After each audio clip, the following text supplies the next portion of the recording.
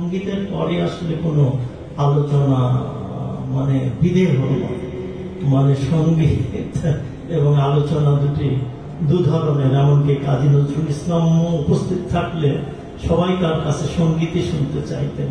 নজরুল তার ভাঙা ভাঙা গলায় এবং একটি প্রাণ প্রাচুর্য নিয়ে যখন তিনি গাইতেন তখন সবাই ভুলে যেত যে আসলে মানে জীবন জগৎকে একাকার হয়ে যাওয়া।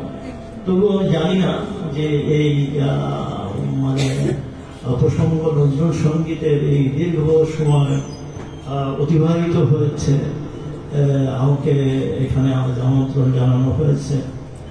সামনে যারা উপস্থিত আছেন তারা সবাই নজরুল ভক্ত, নজরুল অনুরাগী, নজরুল গবেষক, নজরুল সঙ্গীত শিল্পী। অনেক অধ্যাপককে আমাদের বন্ধুদের দেখতে পাচ্ছি। আমি জাহাঙ্গীরনগরের রেজারকে দেখছি। আমাদের একজন বন্ধু আসছে ঢাকা বিশ্ববিদ্যালয়, সেই 90 দশকেরও আগে পড়াশোনা করতেন। আবির বাঙালি আছেন, আপনারা তো আছেনই। নজরুল চর্চার সঙ্গে আমার ব্যক্তিগত সম্পর্ক প্রায় 40 বছরেরও বেশি বলা চলে। এমনকি প্রথম বই যখন নজরুল ইনস্টিটিউট থেকে বেরোই তখন 1994 সালে নজরুল ইনস্টিটিউট থেকে একটি বৃত্তি পেয়েছিলাম। নজরুল তৃতীয় বিশ্বের মুখপাত্র এই শিরোনামে একটি কাজ করেছিলাম। নজরুল ইনস্টিটিউটে বই পড়েছিল। তারও আগে থেকে নজরুল চর্চা সূচনা করা চলে। কারণ নজরুল চর্চা, আমি দৈনিক বাংলায় চাকরি করতাম তখন নজরুল মোহাম্মদ মাহফুজুল্লাহ, যিনি নজরুল ইনস্টিটিউটের প্রথম পরিচালক এবং অন্যতম সংগঠক, তিনি মানে আমাকে ওই সেই মানে 85-86 সালের দিকে নজরুল নিয়ে লেখালেখির ফলে তিনি আমন্ত্রণ জানিয়েছিলেন, দেখতে চেয়েছিলেন। তখন 40 বছর আগের একটা স্মৃতির কথা আমি স্মরণ করিয়ে দিতে চাই। এই জন্য যে আসলে নজরুলকে নিয়ে কথা বলাটা খুব সহজ, আবার সহজ নয়। তার কারণ নজরুল এমন একজন সাহিত্যিক ব্যক্তিত্ব যে সবাই তাকে নিয়ে কথা বলতে পারে।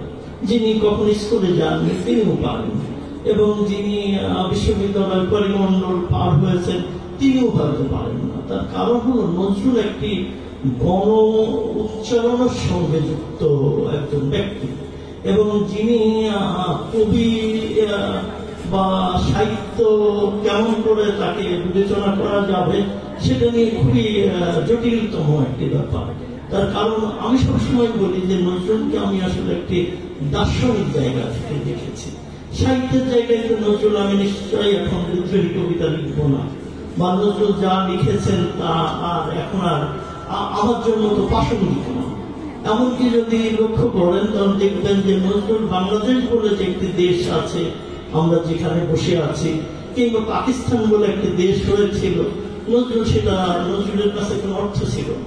তাহলে 80 বছর আগে নজরুল এমন একটি সময় জন্মগ্রহণ করেছিলেন যে সময়টি আসলে সমগ্র ভারতবর্ষ এমনকি বাংলা অঞ্চল একটি আকাঙ্ক্ষা নিয়ে এগোচ্ছিল।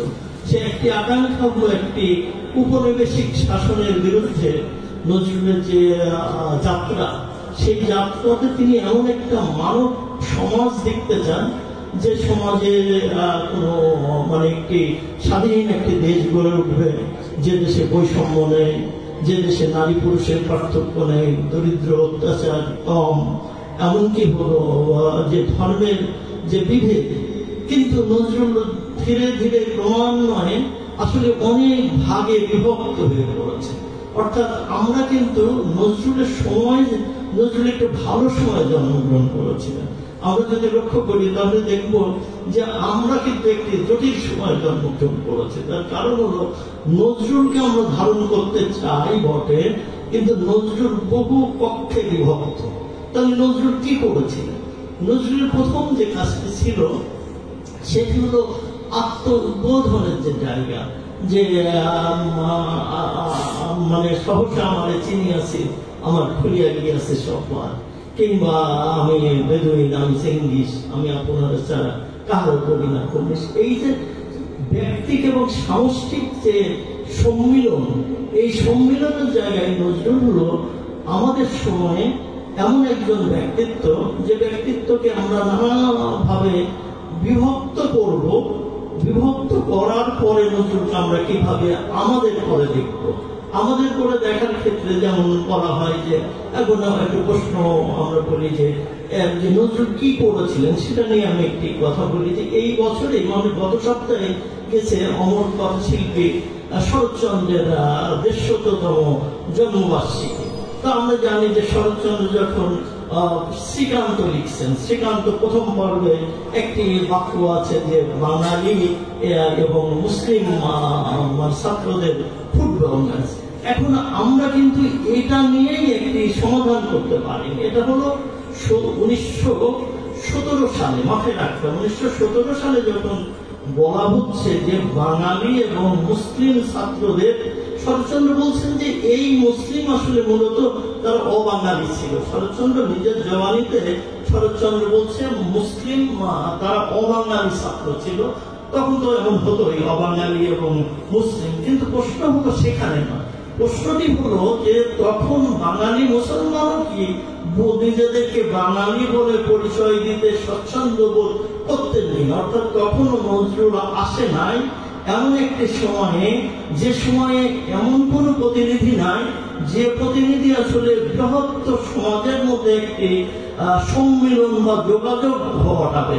অর্থাৎ মানুষের সঙ্গে যে মানুষের যোগাযোগ, অর্থাৎ সাহিত্য সর্বদা একটা উচ্চবর্গীয় ব্যাপার, এটা নিম্নবর্গীয় ব্যাপার না। আমরা যদি আধুনিক সাহিত্যের কথা বলি তাহলে দেখবো যে একজন মাইকেল, যিনি একজন জমিদার পরিবার থেকে আসছে, পিতা প্রচুর অর্থ মানে তৈরি করেছে, নিজে প্রচুর অর্থ তৈরি করছেন এবং সব বিশ্বাস করে দিচ্ছেন সাহিত্যের জন্য। অর্থাৎ এই যে সাহিত্য সঙ্গে তারপর আমরা বঙ্কিমের কথা জানি, রবীন্দ্রনাথের কথা জানি, যাদের কথাই বলবো তারাই দেখা যাবে যে উচ্চ বর্গ থেকে আসা, উচ্চ বর্গে থেকে আসা যারা সাহিত্য করছে, তাহলে বিশাল যে বাঙালি মুসলমানদের অবস্থানটা কোথায়? বাঙালি মুসলমানরা কিন্তু কোথাও কোন সাহিত্যের কোন জায়গা থেকে সংযোগ স্থাপন করতে পারছে না। এই সংযোগ স্থাপন করার আগে, অর্থাৎ এমনকি নজরুলের আগে যদি আমরা একজন বিখ্যাত কবির কথা বলি, মুসলমান কবি যেমন কায়কোবাদের কথা আমরা যদি বলি, কায়কোবাদ 1904 সালে মহাশ্মশান লিখছেন, কিন্তু মহাশ্মশানের বিষয় কিন্তু বাংলাদেশি কোনো বিষয় নয়, অর্থাৎ বাংলা অঞ্চলের কোনো বিষয় নিয়ে লেখা হচ্ছে না, বরং নবীন সেন লিখছে পলাশীর যুদ্ধ নিয়ে।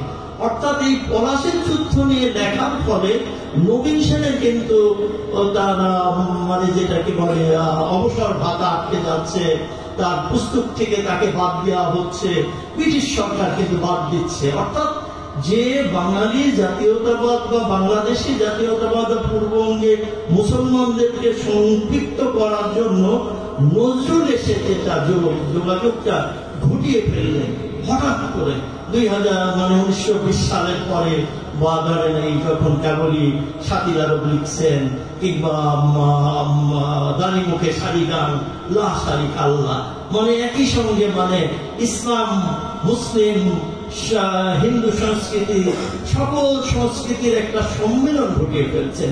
এই সম্মেলনের ফলে একই সঙ্গে রবীন্দ্রনাথ আমাদের কাছাকাছি চলে আসলো, মাইকেল আমাদের কাছাকাছি চলে আসলেন, এমনকি আর অন্যরা সবাই আর দূরে থাকা সম্ভব হলো না।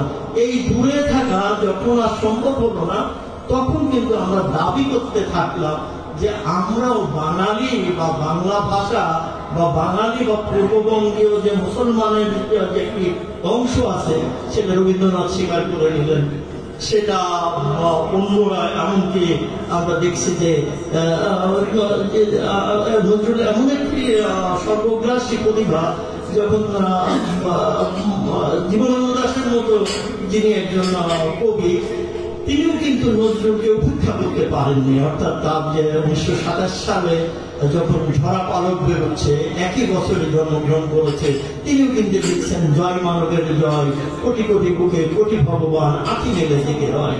অর্থাৎ নজরুলের জায়গাটা রবীন্দ্রনাথের পরে এসে এমন ভাবে মানে আমাদের একত্রিত করলেন, এটি জরুরি। এই জরুরি অংশটাকে আমরা প্রায় একটি আলোচনার মধ্যে আনতে চাই। মানে আমার আলোচনা আমি নজরুলকে নিয়ে কোনো আলোচনা সেই অর্থে করছি না, কিন্তু নজরুলের একটা গুরুত্ব বোঝাতে গিয়ে মানে সঙ্গীতের গুরুত্ব আছে, সাহিত্যের গুরুত্ব আছে, বিষয়ের গুরুত্ব আছে, কিন্তু নজরুলের জীবনটাকে যদি আমরা সামনে এনে ধরি তাহলে দেখবো যে একটা দেশ কেমন হওয়া উচিত, সেই দেশের যে চিত্রটা সেটা কিন্তু তার নজরুল তার জীবন দিয়ে, জীবন একটা মানুষ 8, 9, 10 বছর থেকে রাস্তায় বেরিয়েছে, সেই রাস্তার মানুষের জীবনও তিনি মানে আমরা নজরুল কিন্তু নিতে পুরো পারি না হয়তো নজরুল বিশাল কবি কিংবা সঙ্গীতের কারণে নজরুল আছে, কিন্তু নজরুলের যে কথা সাহিত্য, নজরুলের যে তিনি 3টা উপন্যাস লিখেছেন, 3টা উপন্যাসই কিন্তু একটি ব্যতিক্রম উপন্যাস, অর্থাৎ বদনহারা, মৃত্যুক্ষুধা কিংবা পরিণিকা, এই 3টা উপন্যাসের মধ্যে আমরা যদি লক্ষ্য করি তাহলে দেখবেন যে তার বিষয় এবং ভাষা, কিন্তু বাংলা সাহিত্যের নজরুলকে নিয়ে এই বিষয়ে তেমন আলোচনা হয়নি। নজরুল যখন প্রবন্ধ লিখছেন, প্রবন্ধের বিষয় হলো যে বিষয় নিয়ে নজরুল কথা বলতে চান, অর্থাৎ হিন্দু মুসলিম বিষয় নিয়ে কথা বলতে চান, নজরুল মন্দির মসজিদ নিয়ে কথা বলতে চান, নজরুল দরিদ্র নিয়ে কথা বলতে চান, আমাদের সকল বলার মধ্যে এগুলি তিরোহিত হয়ে যাচ্ছে। আমরা এই কথা বলি না, আমরা শুধু রাষ্ট্রের কথা বলি, আমরা একটা হাইপোথেটিক্যাল কথা বলি, কিন্তু এই যে একটি ভূখণ্ডের মধ্যে যে মানুষ আছে, সেই যে মানুষ নিয়ে নজরুল কথা বলেছিল সেই কথা বলাটাকে কমে যাচ্ছে।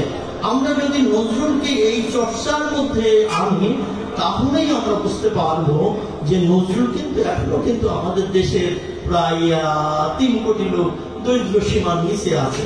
নারীদের অধিকারের প্রশ্নগুলি কিন্তু নজরুলের সঙ্গে যুক্ত। আপনি নজরুলকে পছন্দ করেন, আমি একটু অন্যভাবে বলি, যদিও এটা ধরুন আমরা ভারতবর্ষে মুসলমানদের সঙ্গীতে বিশাল অবদান আছে, এমনকি আমির খসরু থেকে সেই শুরু মানে এমনকি ওই সময় আলাউদ্দিন খিলজির মতো মহাপরাক্রমশালী সম্রাট যার দরবারে তিনি সঙ্গীত চর্চা করছেন, তিনি আপনার পাদুমাবত লিখছেন, তাদের এই সময়ের মধ্যে নজরুলের যে বরত্ব সেটা যে সঙ্গীতের, সেই সঙ্গীত চর্চার জায়গাটা যদি আমরা বিস্তার না ঘটাতে পারি বা আমাদের, তাহলে নজরুলের দাবিটা আমরা কেমন করে করবো? এই যে আজ প্রসঙ্গ নজরুল সঙ্গীত বলে বলছে, আমরা কি সত্যি সত্যি আমাদের বাড়িতে একটা হারমোনিয়াম আছে আমাদের, বা কিংবা আমাদের স্কুলগুলিতে কি নজরুল সঙ্গীত চর্চা হয়? কিন্তু এখনই যদি আমি নজরুল নিয়ে একটি কথা বলি, অনেকেই হয়তো বা যে যিনি চাচ্ছেন না সঙ্গীত চর্চা করা হোক, তিনিও চাইবেন যে হলো নজরুলকে রক্ষা করা হোক। কিন্তু নজরুলকে কিভাবে রক্ষা করা হবে? নজরুলকে রক্ষা করতে হলে তো নজরুলের বিষয় এবং শিল্পবোধের জায়গাটাকে আমাদের সামনে আনতে হবে। আমাদের কথা বলাটা যদি নজরুলকে নিয়েই হয়, শুধু নজরুলকে নিয়ে, নজরুলকে জীবন নিয়ে, নজরুলের কর্ম নিয়ে, আমরা কিছুই করতে চাই না, আমরা রবীন্দ্র চর্চা করতে চাই না, আমরা কোনো চর্চা করতে চাই না, আমরা শুধু বলতে চাই ভাই তোমরা আমাদের নজরুল চর্চা করতে দাও, তাহলেই দেখেন, তাহলে একটা মানব যে মুক্তি এবং উন্নয়ন আমরা যেরকম একটি স্বপ্ন দেখি, সেই স্বপ্ন ঢাকা মানে কি বলে ধানমন্ডির মতো একটি অভিজাত ক্লাবে নজরুল নিয়ে মানে আয়োজন হয়েছে। অভিজাত ক্লাবের মধ্যেও নজরুলকে সারা জীবনই একটি অভিজাত অংশের সঙ্গে যুক্ত হতে চেষ্টা করতে হয়েছে। এটা কিন্তু একটা অ্যাসিমিলেশন, অর্থাৎ এই অ্যাসিমিলেশনটাকে আমরা যেন ভুলে না যাই। এটি হলো নজরুল চর্চা প্রথম এবং প্রধানতম উপায় হওয়া উচিত বলে মনে করি। কেননা কথা বলা অনেকটা সহজ নয়, এক ধরনের অ্যালিগরি দিয়ে বলতে হয়, এক ধরনের উপমা দিয়ে বলতে হয় যে নজরুলকে আমরা কিভাবে দেখব। তো যাই হোক, আমার মনে হয় যে এই আলোচনা আমি বর্ধিত করতে চাই না, কারণ যে আমার এই একটা বই তুমি শুনিতে চেয়েও না, এই বইটি যদি আপনারা পড়েন, কিংবা তৃতীয় বিশ্বের মুখপত্র নজরুল একটা বই আছে, নজরুল মানুষ ধর্ম নামে। এই মানুষ ধর্ম শুধু মানে অন্যরা বলেন যে মানব ধর্ম, আসলে নজরুলের কাছে মানব ধর্ম বলে কোনো ধর্ম নেই, মানুষই তার কেন্দ্রে, কারণ মানুষ সবকিছুই করবে, মানুষ সবকিছুই করতে পারে, কিন্তু সেই করার প্রশ্রয়টা দিতে হবে।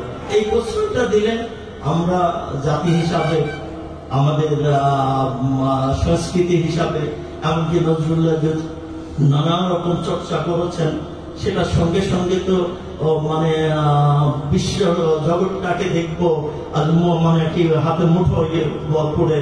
তো এই জগৎও নজরুল দেখেছেন। নজরুল হলো আমাদের একমাত্র বলা চলে যে সাহিত্যিক দার্শনিক ব্যক্তি।